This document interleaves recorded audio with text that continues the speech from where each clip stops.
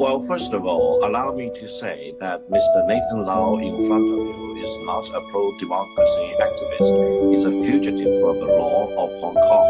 And if he goes back, he will be prosecuted and most likely he will be convicted too. Now, he talked about demonstrations or protests peaceful. Use your own eye to see where is the peacefulness of the demonstrations. There was violence everywhere in the streets of Hong Kong. There was a storming of the electrical building. There was disruption of social order in Hong Kong. If you call that peaceful demonstration, you are losing your mind, you are losing your sight, you are losing your wisdom. What happened in Hong Kong could be compared with the storming of the U.S. Capitol on January the 6th, and the U.S. government has rightfully labeled that as domestic terrorism. Nathan, just hang on a minute there, Victor Gao. You're throwing all sorts of accusations around there.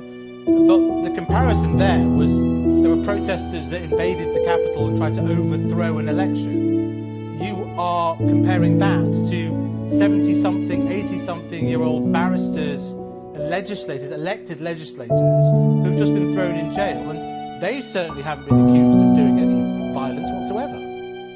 No, I think what they have been convicted under was not under the national security law. They have been convicted under existing laws in Hong Kong. They may be charged by the national security law separately, but that's another matter. Now, you may know for sure, you may know better than I do, Hong Kong has deeply rooted traditions of rule of law, many of which were actually left by the British before they left Hong Kong in 1997. Now, Hong Kong should promote greater democracy. There is no doubt about it.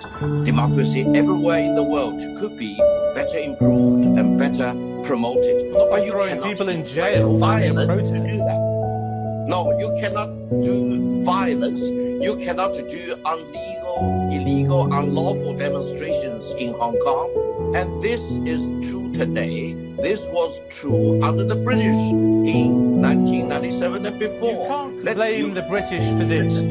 There was promises were made in 1997 that for 50 years Hong Kongers would live under the same social and economic settlement.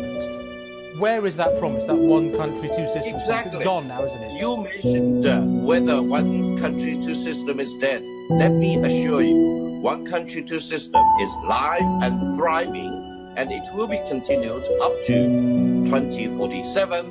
And if the situation prevails, it may even be extended beyond 2047. Anyone who believes that one country, two system is dead in Hong Kong, again, you are indulging your own imagination. Hong Kong people do not need to fear about arson, anarchy, violence.